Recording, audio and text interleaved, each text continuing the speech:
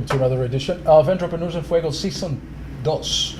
We're documenting the journey of amazing entrepreneurs such as Jennifer Johnson, witnessing nature.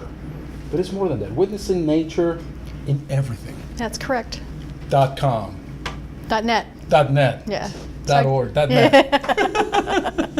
You're amazing, Jennifer. How are you? I'm good. How are you? Awesome. Tell us a little bit more about witnessing nature. So, Wait, you're a private chef, right? I am. You want some food? Oh my God. You got a bunch of hungry people over here. I shouldn't have said that. You got a bunch of hungry people. They're going to be coming flocking in here and stuff. I'm sorry. Go ahead.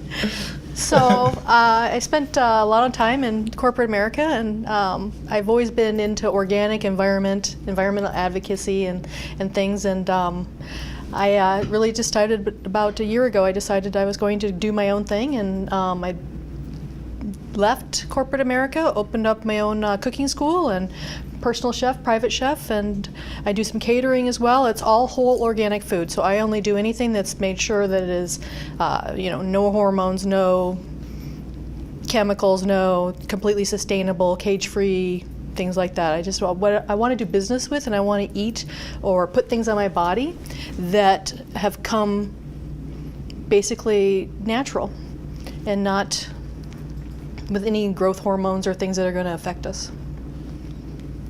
A lot of foodies are here. They're going to kill me when I ask all these questions, but is organic overrated?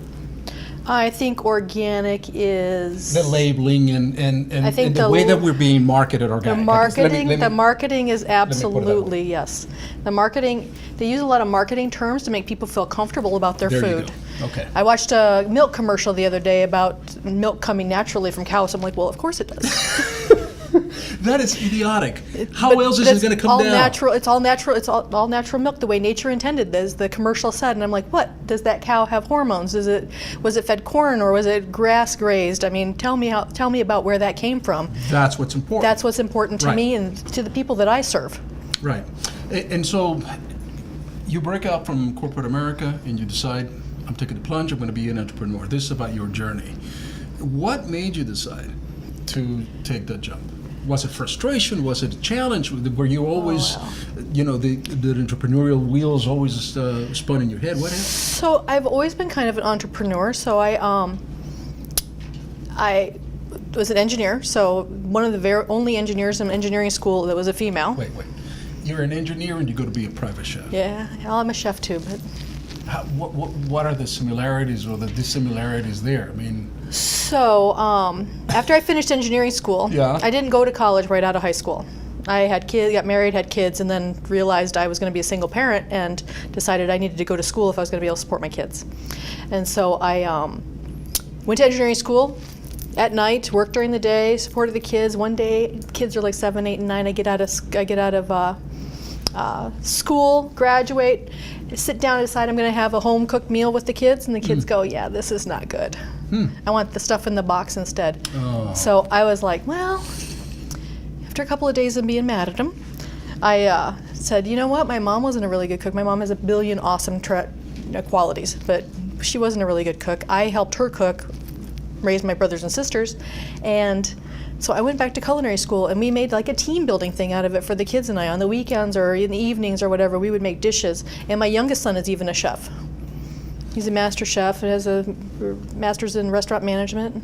It is interesting because being an engineer, food is all about portions, right? I mean, food is all about measurements. It's about chemistry a bit, yeah. It's about chemistry. And so being an engineer, you're a systems person. So you probably took that and saw food and how to do a composite of the different foods and the different ingredients and so on and so forth. Yeah, I'm big into flavor complements. I don't follow recipes really well. I'll never be a pastry chef. You got to have the exact of this, and this, right? It's a science. And me, I'm more into the taste and how can I make, one thing that people complain a lot about with organic food, or that maybe the perception is that it tastes awful and it looks horrible. And they want to go to 5-star restaurants, so they want to have a meal that looks pleasant on their plate, and they want to be able to do that at home.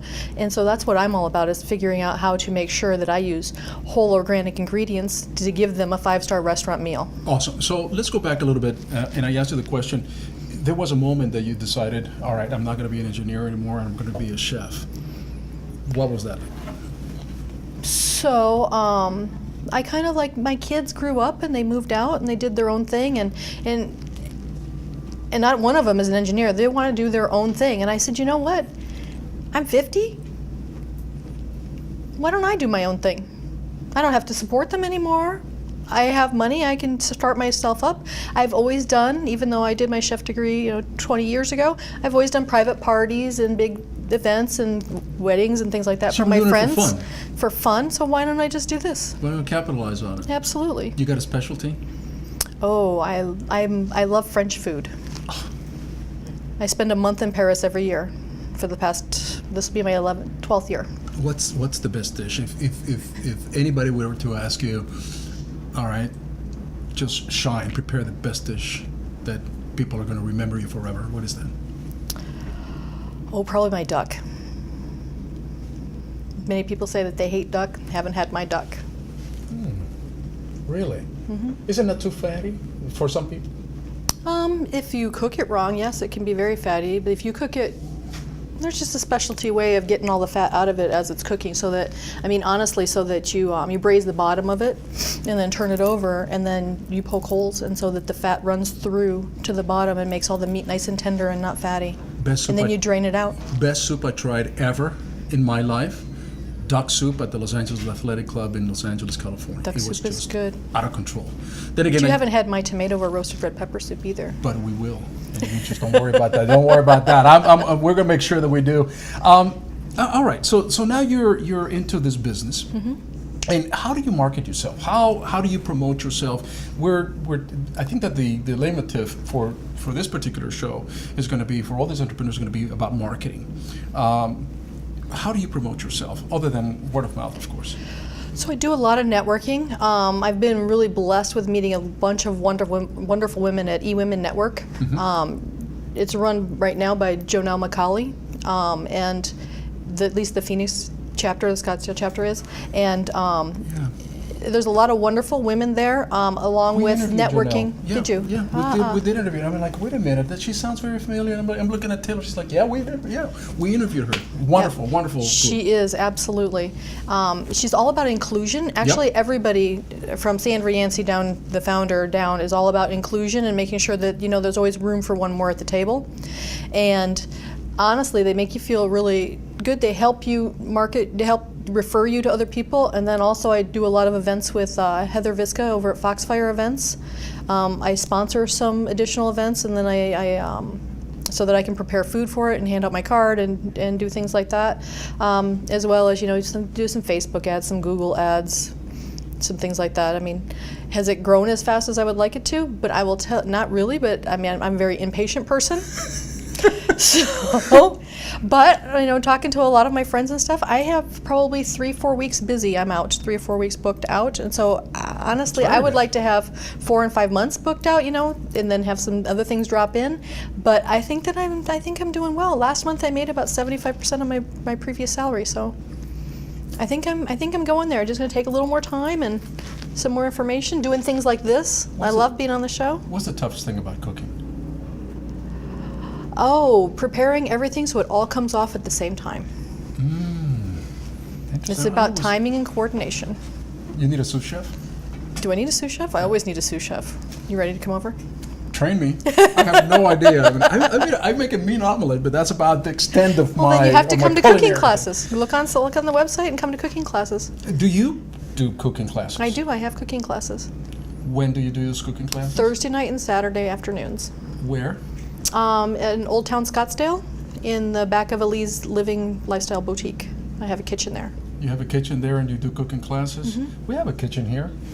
I could do cooking classes here. We can, we don't have a full kitchen, we don't have an oven, but,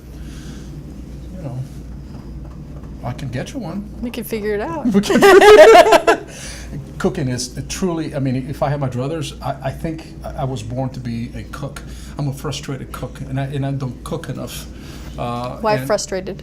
Because that's what I would have probably wanted to do. It's one of those things. I was 50 when I decided, so you could always decide. Well, I'm past 50, so it's all over for me, dude. I was going to be a bullfighter or an architect or a cook. I'm neither. my son has his culinary degree and he's making pottery, so I don't know. We're gonna have to get together. We're gonna have to do like a little, just sampling of all your best dishes and so forth. No, absolutely, happy to. That's gonna be a lot of fun. Yeah. And we're gonna have to. We know a lot of people, and we can definitely connect you with a lot of Good, people. I brought you a lot of business cards to hand out too. Thank you. I asked people, bring business cards. We're not a lot of people. There you go. Boom. That sounds good. You're gonna come back with food someday. Absolutely. I keep Invite me harping on back. Invite me back. I'll come bring you some No, food. you got. Oh, carte now I just have to blanche. come back now. Oh, okay. You got carte blanche. Every Tuesday, is that the time? Preferably around dinner time. With that, we're out.